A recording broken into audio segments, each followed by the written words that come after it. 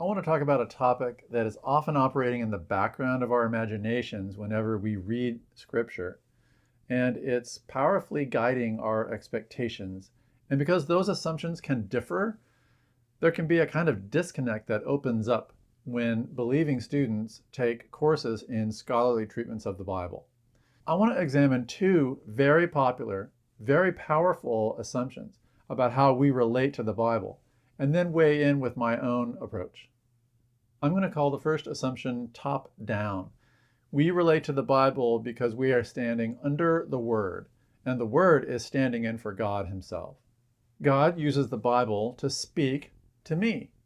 Or maybe if you're less individualistic, God uses the Bible to speak to us, to the congregation, to the whole church, what have you. We speak back to God through prayer.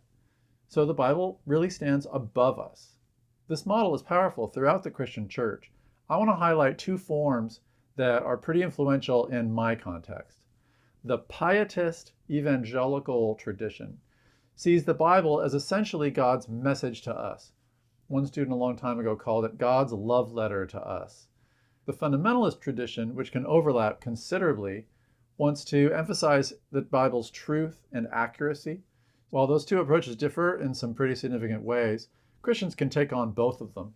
In a worship environment, you might take on that pietist stance, whereas in a study environment, you might take on the fundamentalist stance. And they're compatible with each other because both of them see God as the source of the stuff in the Bible through which God communicates to us. I think a lot of students come into a biblical studies course with this model in their head, and so they're surprised when the Bible gets treated according to a different model, what I'll call a then-now model rather than a top-down model, in which dead people, that's not the most respectful way to put it, but generations long ago have left this Bible for living people to read. We can pick up on those earlier generations' relationships with God, and that can train us to recognize maybe the same relationships that we have with God. Well, or maybe different relationships because we stand in a different place. We are not the apostles and prophets. We aren't in their cultures. We aren't in their historical contexts. So the then to now model introduces some distance, and top-down readers can be a little rattled and disoriented by the introducing of this distance that they didn't really know they had from the Bible's writers. The then-now model takes a number of different and very influential forms, especially in the modern Enlightenment era. So-called modernists like to treat the Bible as the literature of a religious tradition. And of course, it is the literature of a religious tradition, isn't it? It's a record of, well, what? It depends how you approach it. Those modernist readers could be believers or not be believers. It doesn't really matter from the then-now standpoint. Either way, the Bible is a record of a religious tradition's reflections. Liberal Protestants and liberal Catholics have tended to approach it as a record of earlier encounters with God, and therefore a medium of further encounters with God. I can get in touch with the writers or their audiences, and that can put me in a position to share or just to appreciate the relationships that I have with the God whom they related to. This then-now tradition is very popular among scholars, dominant really, who want to emphasize the Bible's rootedness in its different historical and cultural contexts.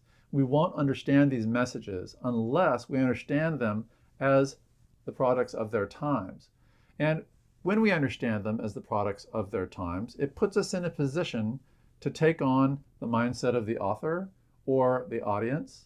It puts us in a position to hear what God had to say to them, if we believe in God. Or if we don't, it puts us in a position to appreciate what they were experiencing at the time. So the then-now model actually introduces two forms of distance. One is it respects the historical and cultural distance between the Bible's characters and us. Secondly, it introduces the distance between the principles involved and the critic, who somehow stands at a distance, maybe even just outside that dynamic. And I think the difference between these two models is responsible for a lot of the surprise and even the shock and disconnect that students can have if they're used to reading the Bible in church, and then they come into a classroom and we're talking mainly about a historical context from long ago. Now, before I go on to the way I see this, I want to affirm what's right and true about both of these models. The top-down model does happen. God does use his word to reach people in ordinary ways. If this is the inspired word of God, which is useful for teaching and training and rebuking and so on, then it's only natural that whatever purposes God had in bringing it to be are furthered when we take it and read it and heed it.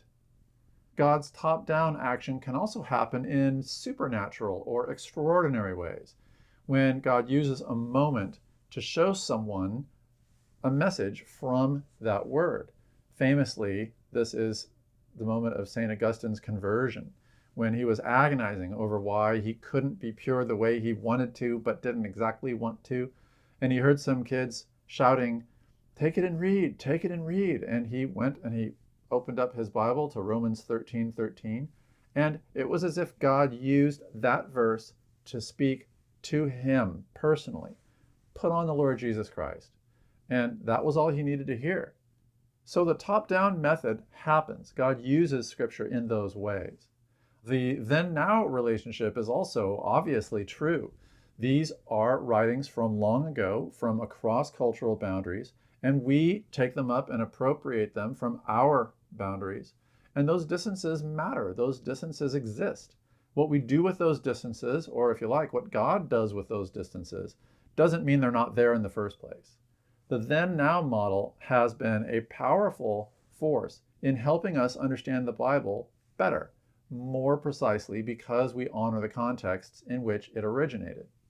If you're someone who's used to reading the Bible in one of these ways, either one really, and now you're encountering the other, it can be jarring, and I want you to at least know that these two exist.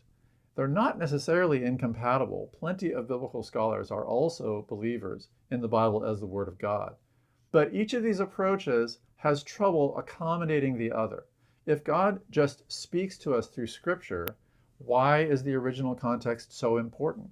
Did Augustine need to know the cultural context of Romans 13:13? Did he need to know the broader argument in which that verse plays a part? Of course, he did know those things, at least to some extent. But did that really matter? If God used that verse to reach him, then those things are sort of sidelined. On the other hand, if you're investing effort to understand a message in its literary context, in its social context, then the idea that God just uses it to zap messages to people is interfering with a true quality of the text. So people that favor one or another approach can be put off by one another, confused by one another, and become impatient with one another. What would be really lovely is a picture of our relationship with the Bible that could accommodate both of these relationships in a way that appreciates each. Well, I don't know if this is going to satisfy all these needs, but I would like to weigh in and tell you how I have learned to read the Bible. It's historical and existential and also theological, because that's my field. I call it the every which way model. The every which way model respects all the complicated relationships that make the Jewish and Christian traditions what they are. The complex relations of the Father, Son, Holy Spirit with one another, and their relations with their messengers, human messengers, apostles and prophets, and even angelic messengers, where those get mentioned, for instance, in the book of Revelation or in some of the apocalyptic prophets of the Old Testament. It is through those complex relations that God is working out his purposes in the Son's fruitful mission to reconcile the world to God. None of this so far should be shocking. The Bible tells the story of God, Father, Son, and Holy Spirit through apostles and prophets and all the rest, accomplishing his mission. Well, what that has to do with our relationship with the Bible is that these writings are part of God's mission to reconcile the world to himself. They are part of the Father, Son, and Holy Spirit's relations with one another. And because of that, we're going to need a more complicated diagram than just God and us or past people and present people. We're going to need to look at how the Father and the Son relate in the Holy Spirit to the world in a way that brings about a people. First, the people of Israel, and then grafted onto them, the Church of Jesus Christ. And we need to see how Scripture, and I think especially of Old Testament Scripture, mediates the Father's relationship with the Son. All through the Gospels, Jesus is hearing his Father's voice in the prophets. Through them, he receives his mission. He follows the paths that the Scriptures lay out for him. He says the Scripture cannot be broken, and they are all fulfilled in his ministry. So the Bible, or at least the Old Testament, is the Father's word to the Son through the Holy Spirit, who inspired the prophets who delivered it. Likewise, in the Spirit, the Son speaks the words of God to his followers, who become the church. Those words are recorded and honored in his Gospels and in a number of places in the New Testament letters outside the Gospels. The Son addresses the church in the words that become Scripture. That keeps happening with every new generation of believers that hear in the Scriptures his voice, that he leads into greater truth, all truth, through the power of the Holy Spirit that he's given them, through whom the apostles speak. So the New Testament shares in the relations between Son and church. It mediates that relationship between the Lord and his church, Christ and his body. And of course, this isn't just true of the New Testament. The Old Testament is the same Lord. So when the church hears the Old Testament, we hear our shepherd's voice. Likewise, we are related to one another in Jesus Christ, right? We are all his body. We are all the Spirit's temple, giving and receiving gifts, exchanging fruit, and living together as we anticipate his return. So the Bible is the church's discourse to the church. This is just blatantly obvious in the fact that the New Testament is letters from leaders to leaders or leaders to churches. The Bible is God's word to the church through the church. Now, this complexity helps us appreciate material that's in the Bible that's harder to appreciate according to both of those other models, the top-down and the then-now model. What are the Psalms doing in the Bible? Why are there so many letters to God enshrined in the Psalms? What is bottom-up stuff doing in a top-down book? Likewise, Jesus hears the words of his Father not delivered centuries ago to someone else that have just trickled down to him. He will say, today these words are fulfilled in your hearing. Paul will say, Scripture says to Pharaoh, I have raised you up. Sometimes the writers of the New Testament and the Old Testament collapse the historical distances and the cultural distances that are so important in the then-now tradition. They sound like top-down audiences. Shouldn't we receive the Bible the same way they did? If the Bible is reflecting all of these complex relationships, not all of which are simply historical relationships, then it makes sense that sometimes the historical distance matters a lot, and other times it seems just to dissolve in the moment of God's action. Scripture is also the church's message to the world. John says he wrote his gospel so that we would believe and have life in the name of Jesus.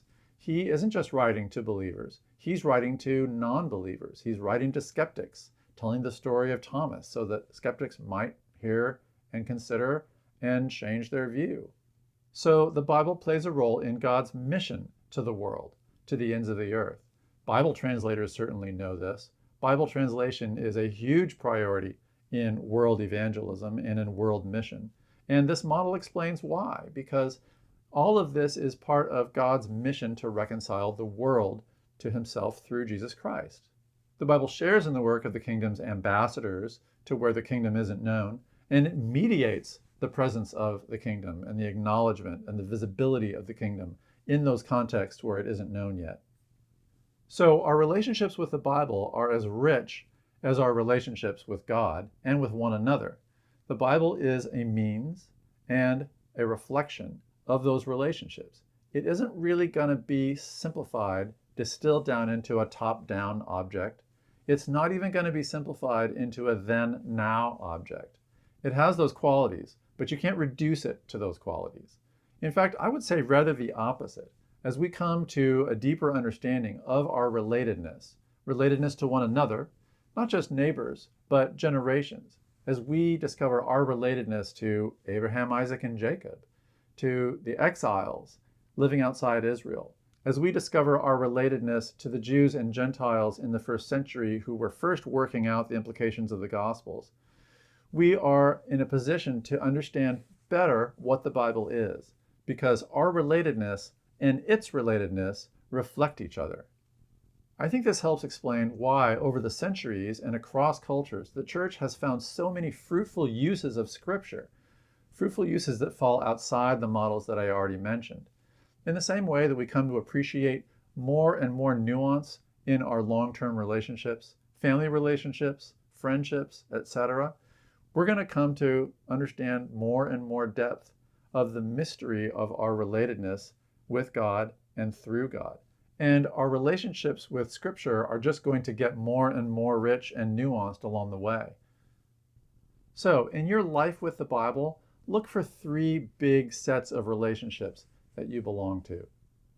The first one, through grace, is the triune relations of Father, Son, and Holy Spirit. Jesus has brought us into those as heirs, as brothers, as sons and daughters of the Father, partakers of the divine nature, indwelt by the Holy Spirit. The Bible has been reflecting these relations all along, and we have a front row seat as we read it into those relationships. A second enormous set of relationships to expect and to draw from as we read the Bible is the relations of creation. The church's relationships with the world as mission field, as opponent, as source and nurturer. The church's relations with the Son as a bride's relation with its bridegroom. All of these created relationships and more are reflected in the Old Testament and New Testament. And as we read them, we will discover ourselves, because after all, we don't just have a front row seat in creation, we are creation. Finally, I already alluded to this, but it is so important. It is at the heart of both the Old Testament and New Testament. Look for the relations between God and God's people. What in the New Testament is the body of Christ, the bridegroom and the bride. This transcends creation. It includes the Holy Spirit. It includes the Son. And in the Son, it even includes the Father. So much of Scripture is inside communications within that body, within the fellowship of saints, which includes God Himself in Jesus Christ. You can't reduce the Bible's relevance to just one of these sets of relationships. The Bible is relevant to all of them. They're distinct from one another. Of course, they're related to one another because God has been on this mission to rescue His creation and bring it into the most profound possible relationship with Himself. I think you'll find, as you keep studying this vast and incredibly diverse library of writings in both Testaments, that it really doesn't boil down to one thing. It's complicated because life is complicated, wonderfully complicated. The Bible will surprise us because we don't see everything that it contains. We don't appreciate the full mystery of God or God's mission or even ourselves. We'll be brought into a deeper understanding and a deeper intimacy with this whole package, this whole big picture of the divine fellowship that includes us through grace.